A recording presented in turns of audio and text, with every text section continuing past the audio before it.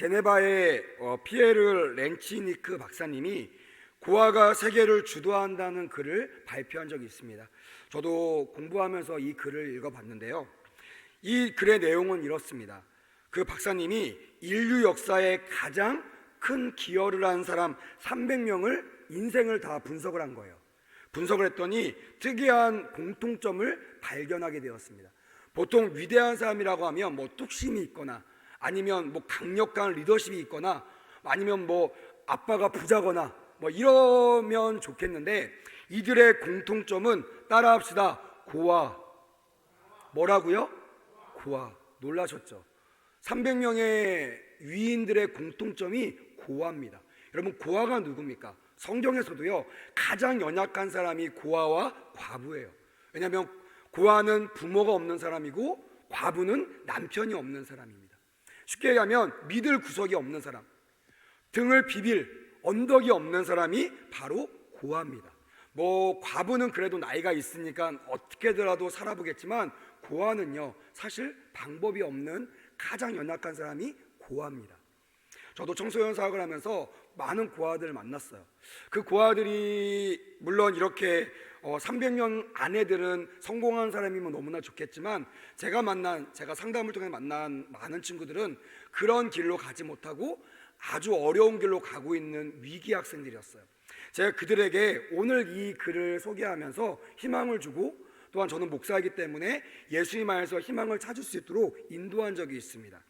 300명 중에는 어떤 사람이 있냐면 아마 들어보셨을 것입니다. 알렉산더 시저, 또한 루이 14세, 조지 워싱턴, 또한 나폴레옹, 루소, 데카르트, 파스칼, 공자 등이 있고요. 이스라엘 최초 여성 총리이자 이스라엘의 건국의 어머니라고 꼽히는 골다 메이어도 고아였습니다.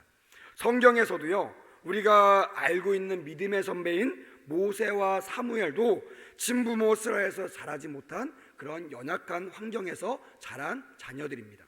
하지만 우리가 이런 역경과 또한 고난이 반드시 나쁜 것, 또한 반드시 실패를 낳는 것이 아니라는 것을 오늘 렌치니크 박사님은 말하고 있는 것입니다. 고난과 역경이 우리가 알고 있는 위인, 인물을 만들어낼 수 있다는 것이에요.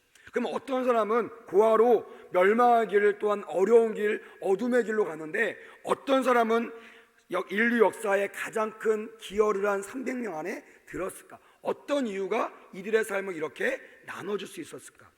그들은 그런 고난과 역경을 대하는 태도에서부터 그 결과가 시작이 되었다는 것입니다. 스위스의 정신의학자인 폴 투리니, 이분은 이런 말씀을 했습니다. 슬픔이 크면 클수록 그 슬픔이 만들어내는 창조적 에너지가 더 크다는 것이에요. 그러니까 무슨 말이냐면, 그 에너지를 다 갖고 있지만 이 에너지를 사용하는 사람은 300인의 인물이 되는 것이고, 이 에너지를 과감하게 포기하고 절망과 역경 속에 걸어가는 사람은 그의 인생을 보장받지 못한다는 것입니다. 그렇습니다. 고난은 우리가 생각하는 것처럼 파괴적이고 절망적인 것이 아님을 알 수가 있습니다. 오히려 우리가 창조적인 힘을 얻을 수 있는 기회가 될 줄 믿습니다. 할렐루야. 많은 사람들이 코로나19 가운데 한국교회를 주님이 버렸다고 평가하는 사람도 있어요. 예수 믿는 사람도 주님의 은혜를 이제는 입지 못한다고 아주 부정적으로 낭망하는 사람도 물론 있습니다. 하지만 저와 여러분들처럼 주님이 우리를 버리지 않으시고 주님이 우리를 책임지신다는 믿음을 가지고 아버지 앞에 나와 정말 역동적으로 주님의 은혜를 잊는 자도 있다는 사실을 기억하시기를 주님의 이름으로 축복합니다. 아멘. 그래서 우리가 이런 희망으로 52일 동안 느헤미야 회복기도회를 참석하고 아버지 앞에 부르짖을 때, 고아 같지만, 버려진 것 같지만 하나님께서 우리를 보호하시고 지켜주시는 그런 은혜를 경험하게 될 줄 믿습니다. 다시 말하면 성경에도 기록되었듯이 고난이 우리에게 유익이 될 수 있다는 이 진리가 오늘 믿어지고 깨달아지시기를 주님의 이름으로 축복합니다. 아멘. 고난이란 단어를 좋아하는 사람은 아무도 없을 것입니다.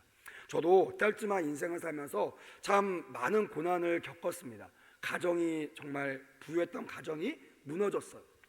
그리고 건강했던 육체가 무너졌습니다. 내가 의지하고 내가 신뢰했던 모든 것들이 무너지고 나니까요, 정말 부모가 있지만 고아가 된 것 같고, 또한 육체는 가지고 있는 것 같지만 육체를 의지할 수 없는 그런 고아 같은 심정을 느낄 수가 있었습니다. 근데 감사한 거는 우리 주님은 저를 고아처럼 버려두지 아니하셨다는 것이에요. 할렐루야. 장중에 붙잡아 주시고 지금 여러분들이 보는 것처럼, 기도해 주신 것처럼 주 안에서 정말 승리의 걸음을 걸어가고 있는 것을 믿으시기를 주님의 이름으로 축복합니다. 아멘. 그리고 여러분들에게 권면합니다. 우리가 어려움과 고난 가운데, 역경 가운데 낭망하지 마시고 참 부모이신 주님을 의지하며 일어나시기를, 극복하시기를 주님의 이름으로 축복합니다. 아멘. 고난의 반대말은요, 편안함일 것입니다. 고난, 역경, 이거는 뭔가 어둡고 힘든 이미지가 있지만 그거와 반대되는 것은 유익한 거, 또한 편안함일 것이에요. 왜 여러분들이 돈을 열심히 모으십니까? 그거는 아마 노후에 편안하게 인생을 살기 위해서일 것입니다. 아니면 나는 어려운 인생을 살았지만 적어도 내 자녀들만큼은 부유한 인생을 살게 하기 위해서 여러분들이 악착같이 돈을 버실 것입니다. 그만큼 고난의 반대말은 분명 편안함일 것입니다. 하지만 가끔씩 고난을 겪었던 제가 가끔씩 하나님 앞에 깨닫는 진리는 뭐냐면, 고난이 우리에게 유익이라고 한다면 반대말인 편안함은 어쩌면 우리에게 유익이 아닐 수가 있겠다라는 진리가 깨달아지게 되었어요. 여러분, 이 말에 동의되시면 아멘. 아마 쉽지는 않을 것입니다. 그럼 목사님, 고난을 받으라는 뜻이에요? 고난을 달라고 기도하라는 뜻입니까? 그런 건 아닐 겁니다. 하지만 반드시 우리의 인생 여정 가운데는 고난이 있다는 사실을 여러분들이 받아들이시기를 주님의 이름으로 축복합니다. 아멘. 왜냐하면 자녀를 미워서 고난의 길로 인도하는 것이 아니에요. 제가 우리 청년들한테 자주 얘기하지만 우리 믿음이가 아이스크림을 좋아합니다. 맨날 제가 출근할 때마다 저에게 빵긋빵긋 웃으면서 한 가지 미션을 줍니다. 아빠, 들어올 때 아이스크림 사와. 제가 멍청한 사람도 아니고 우리 믿음이가 매일매일 아이스크림 먹으면 어떻게 될지 알잖아요. 근데 제가 아이스크림을 사갈까요, 안 사갈까요? 사가요. 안 사가려고 마음을 굳게 먹고 있는데 그 가게만 지나가면요, 자동적으로 시동이 꺼집니다. 그리고 가서요, 믿음이 소망을 생각하면서 아이스크림을 풍성하게 사와요. 그걸 가지고 냉동실에 넣으면서 말합니다. 하루에 한 개씩만 먹어야 돼. 근데요, 우리 믿음이 소망이 그걸 지킬까요, 안 지킬까요? 못 지켜요. 안 지킨 거 아니에요. 못 지켜요. 왜냐하면 먹고 싶으니까. 그들은요, 이걸 먹어서 어떤 병이 걸리는지를 아빠처럼 경험하지 못했어요. 그래서 몰라요.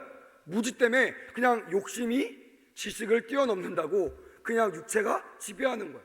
그냥 맨날 냉장고를 엽니다. 그때마다 저를 대신해서 우리 아이들을 막는 한 분이 계시는데 그분이 저희 사모예요. 안 돼! 그러면 믿음이가 소망이가요, 엄마한테 가는 게 아니고 누구한테 올까요? 아빠한테 와요. 와서 모르는 척하면서 얘기합니다. 아빠, 아이스크림 먹고 싶어요. 그때 물론 저도 많이 넘어져요. 그 똘망똘망하고 막 이글이글거리고 막 정말 간절히 외치는 그 부름 앞에 과감하게 거절하는 게 사실은 쉽지 않더라고요. 하지만 언제 그 아이에게 그 아이에 있어서는 고난이죠. 먹고 싶은데 못 먹으니까, 그것도 눈에 보이는데 못 먹으니까 얼마나 고난이겠습니까? 이 고난의 길을 열어줍니까? 그 아이를 정말 사랑할 때, 주고 싶지만 주고 나서 그 아이에게 생길 일을 생각하면 절제하는 것이 유익하다는 것을 알기 때문에 막는 것이, 우리 주님도 마찬가지일 거라고 믿습니다. 우리가 이글이글 떠는 막 그 눈빛으로 아버지, 육체의 육체의 풍요로움을 주세요. 돈을 주세요.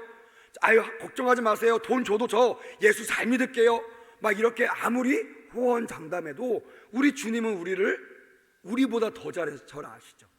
그래서 우리에게 풍성함을 주고 편안함을 주면 주님을 의지하지 않을 것을 알기 때문에 우리가 주님을 찾을 만큼의 유익함과 편안함만 허락하신다는 것이.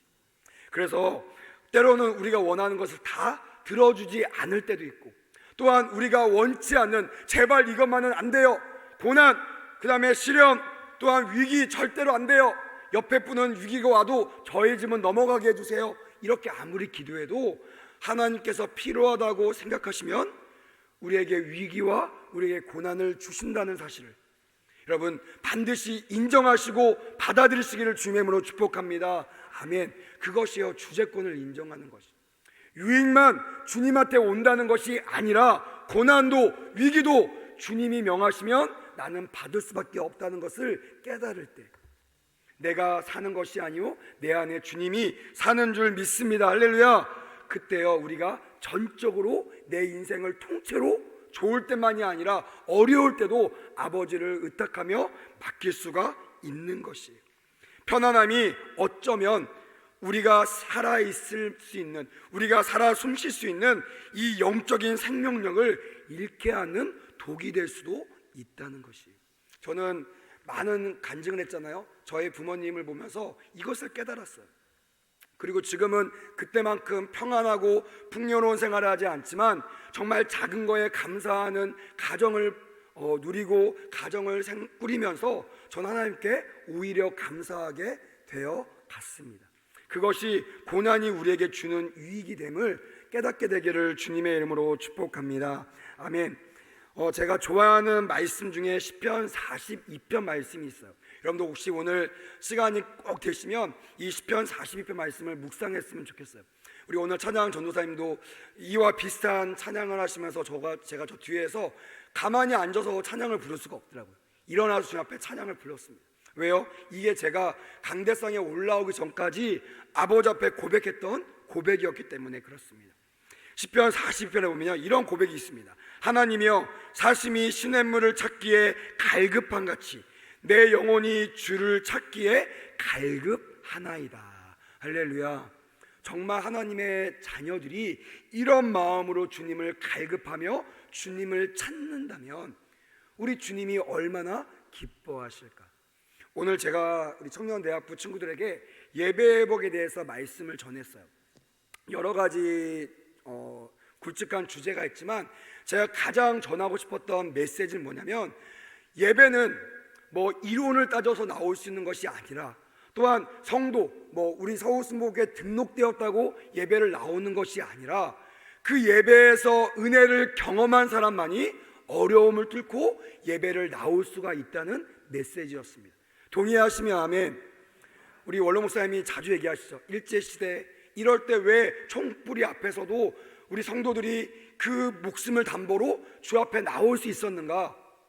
우스갯소리로 인터넷이 없어서가 아니라 그들이 그 총불이 앞에서도 목숨을 걸 만큼의 은혜를 경험했던 사람들이었기 때문이라는 것입니다.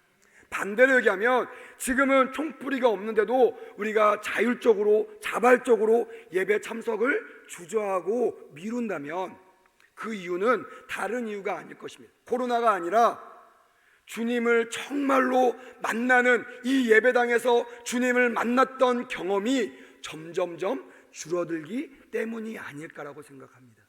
여러분, 예배의 복은요 이론적으로 깨닫는 것이 아니에요.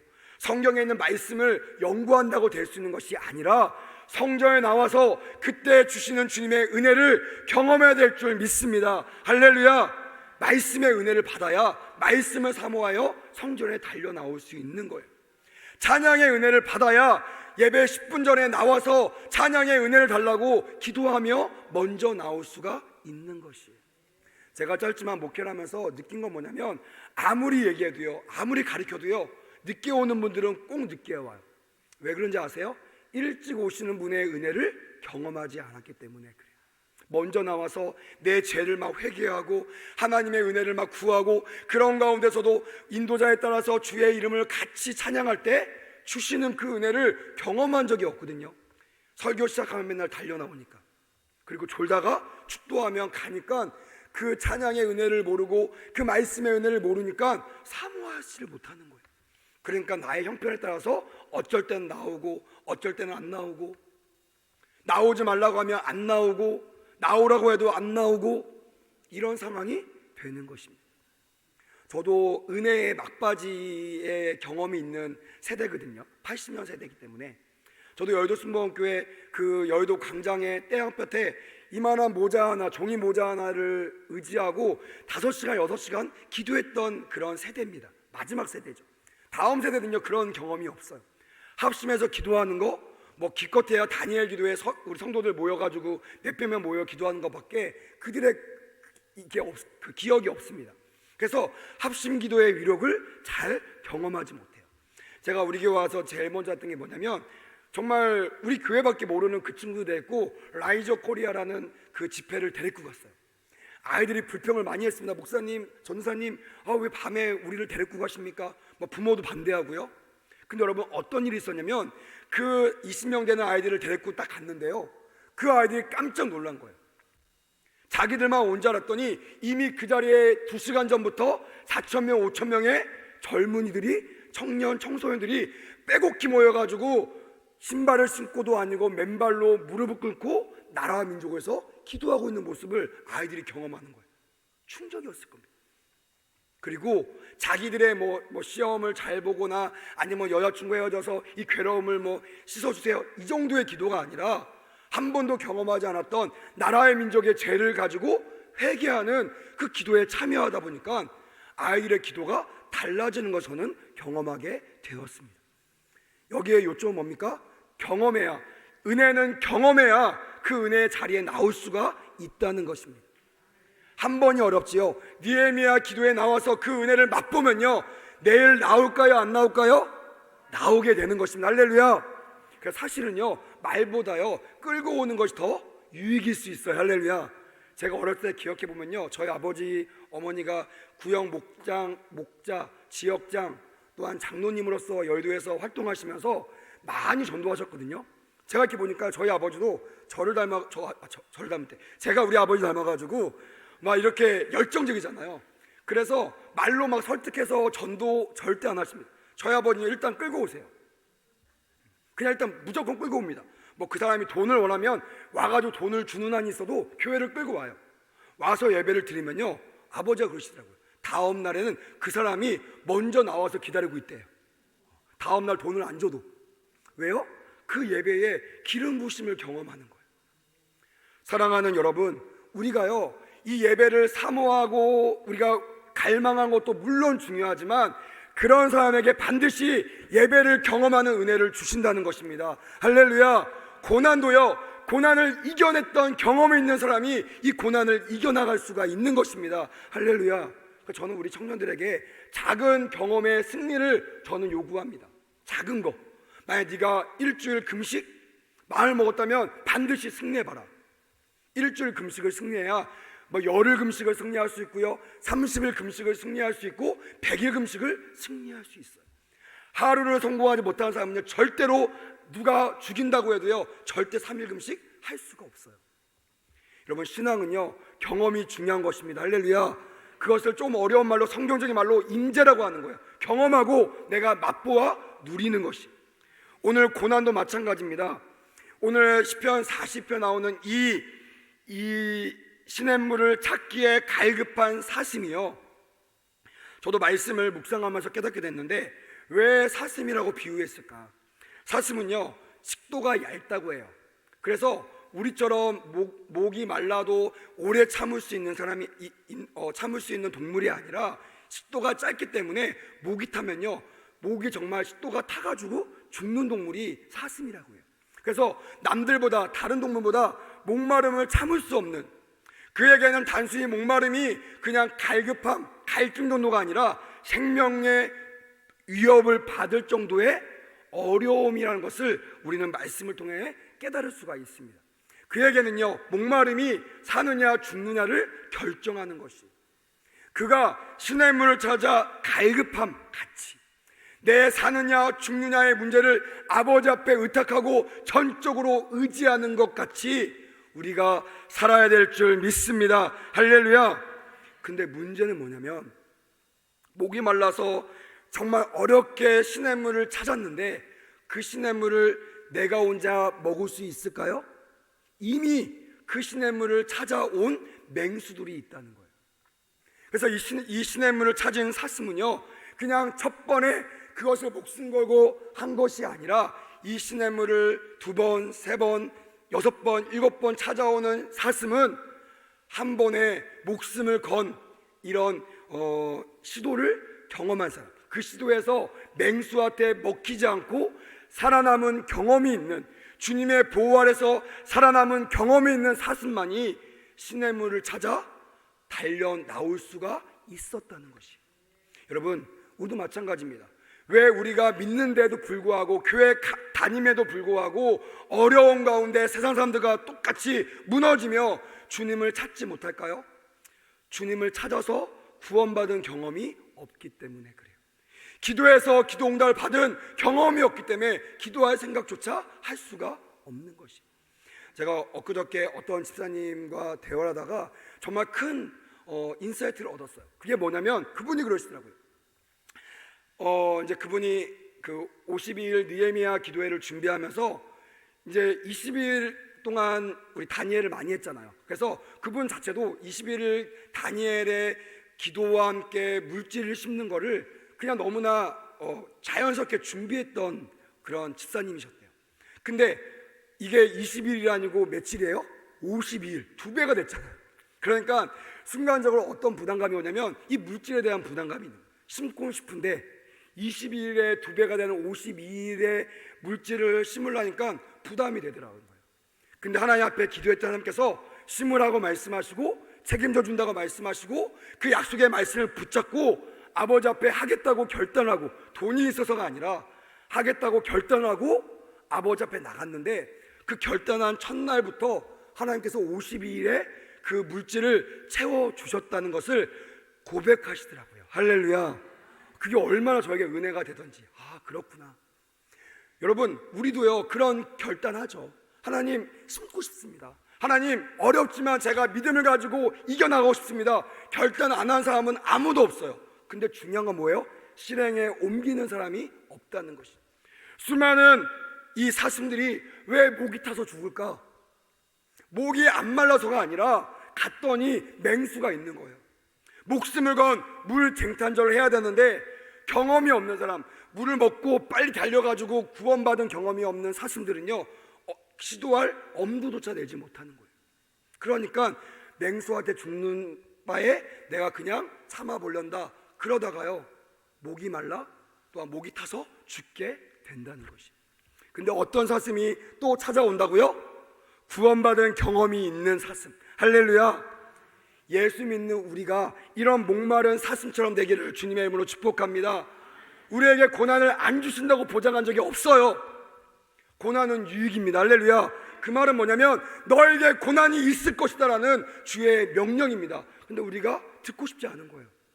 우리가 그거는 응답이라고 생각하지 않는 것입니다. 주님, 패스 오브 넘어가게 해주세요. 이게 우리의 응답이라고 말하니까 아무리 주님이 응답을 주셔도 응답을 못 받았다고 좌절하고 낙심하고, 그러니까 나는 다시 기도하지 않겠다라고 절망하는 것이. 그 절망의 끝은요 사망밖에 없는 것입니다.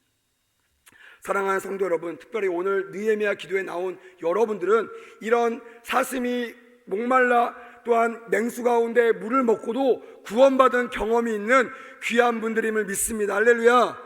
그렇기 때문에 또 사슴처럼 목말랐기 때문에 이곳에 나온 줄 믿습니다. 우리라고 왜 코로나가 무섭지 않겠습니까? 지금 저만 마스크를 벗고 있는데요, 왜 저라고 마스크를 쓰고 싶지 않겠습니까?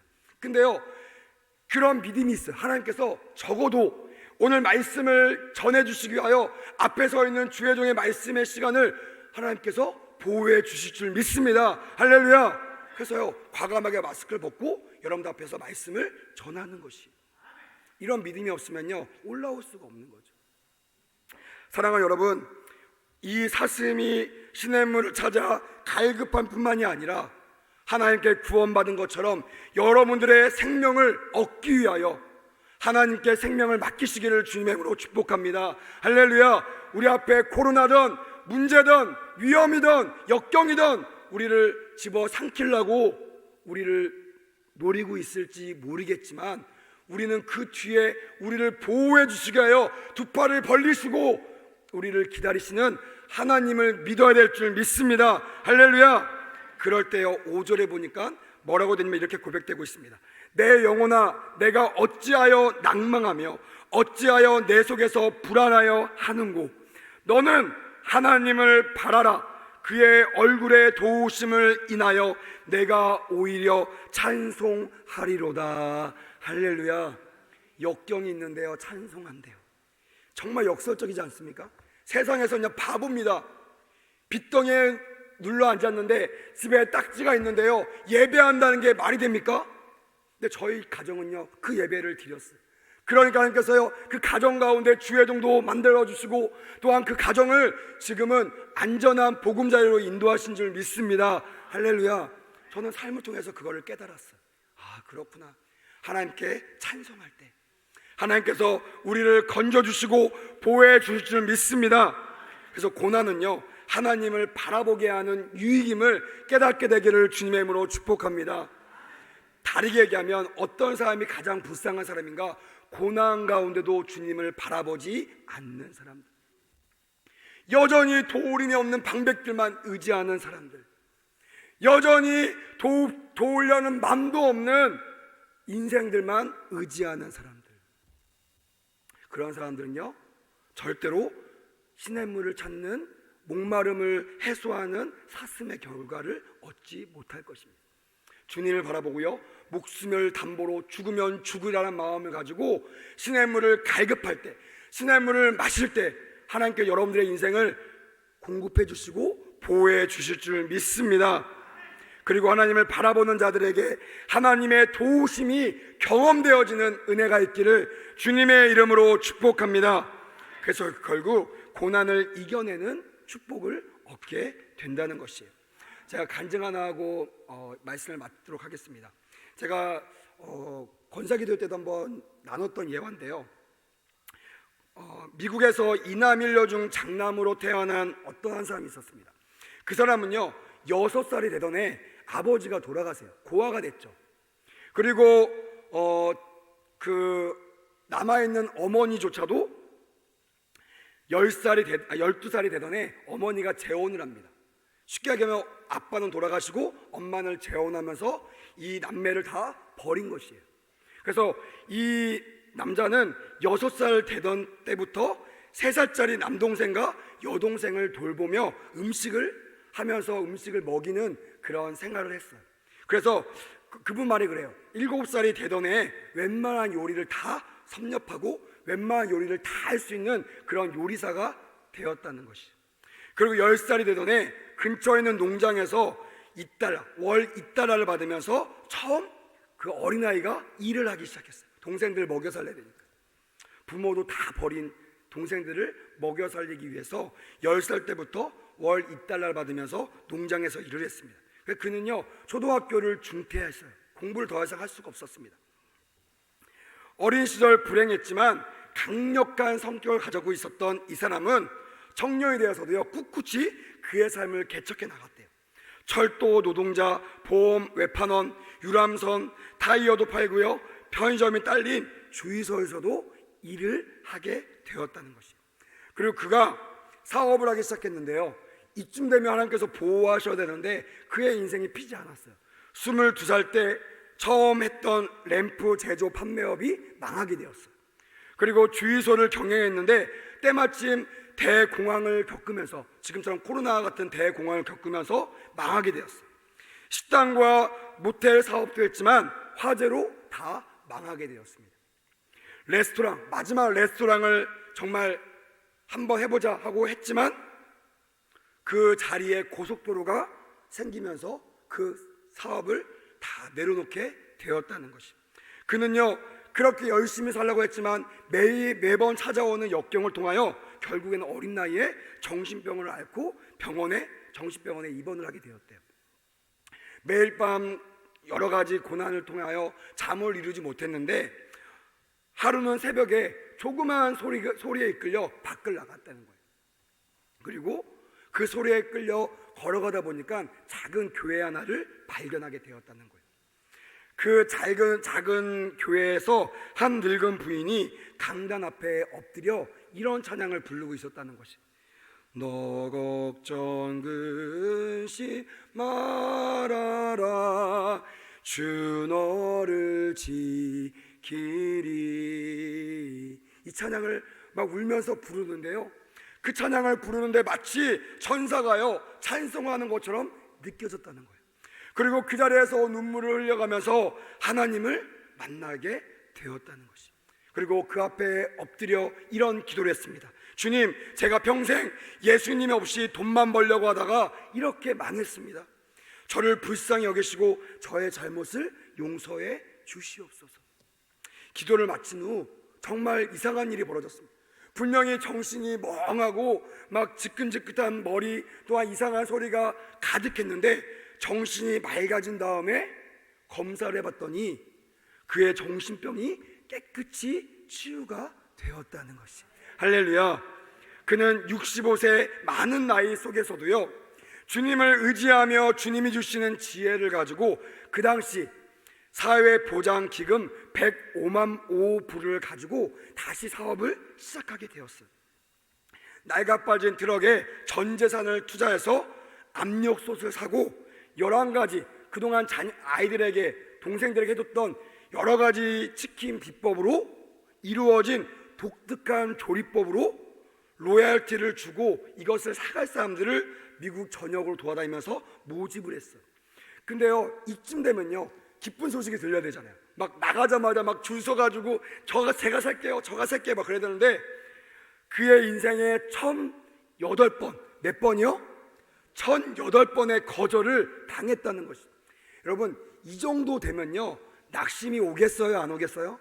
오죠. 기도하는 사람도요 정신병이 맑아진 경험이 있는 사람도요 1008번의 실패를 경험하면요 아마 포기했을 거예요.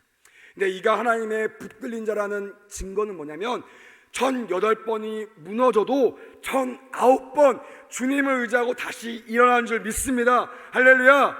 그래서요 1009번째 첫 번째 의뢰자를 만나 오케이 사인을 받고 1호점을 오픈하게 되었다는 것이. 우리가 알고 있는 KFC 아시죠? 낙성대에도 있는 제가 참 좋아하는 치킨집인데요 정말 세상에 따라올 수 없는 비법 그런 맛을 소유한 그런 KFC가 되었다는 것이. 그리고 몇 년 전까지만 해도 약 80여 개국에 13,000여 개의 매장을 가진 정말 세계적인 프랜차이저로 성공하는 위대한 성공자가 되었다는 것이에요. 할렐루야. 저는 이 말씀을 듣고요 제가 권사님들에게도 그렇게 권면했습니다.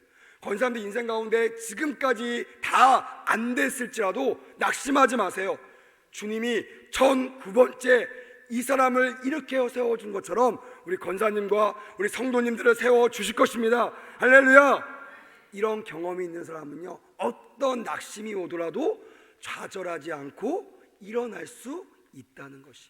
사랑하는 여러분, 저희가 이제부터 기도를 할 것인데요 제가 권면 좀 드리겠습니다. 이제 오늘은 8시 반까지 기도를 할 것입니다. 저랑 같이 합심 기도를 하고요 나머지 시간 동안은 개인 기도할 텐데 제가 보면서 가장 안타까운 분들이 누구냐면 저희가 30분밖에 합심해서 기도하지 않아요. 근데 꼭 이 어려운 기도 자리에 나와서 그 30분을 견디지 못해서 먼저 돌아가시는 분이 있더라고요. 정말 여러분들에게 권면합니다. 오늘 하나님께서 이런 은혜를 주실 것입니다. 할렐루야. 여러분들 위기를 극복하는 기도의 문을 열어주실 줄 믿습니다. 할렐루야. 그러려면요 반드시 이 30분의 기도를 성공하시기를 주님의 이름으로 축복합니다. 목숨을 거시라는 거예요. 저도요 기도 인도하면서 저 저녁밥도 못 먹었거든요. 점심도 빵 하나로 때웠어요. 근데도요 정말 죽기 살기로 기도할 것입니다. 왜냐하면 제 생명은 밥에 있는 것이 아니라 하나님께 있는 것을 제가 믿기 때문에 그렇습니다. 이런 인도에 따라 함께 기도하여 여러분들 앞에 있는 모든 고난을 위기를 극복하고 승리하는 그런 귀한 열매를 따먹고 돌아가시기를 주님의 이름으로 축복합니다. 아멘.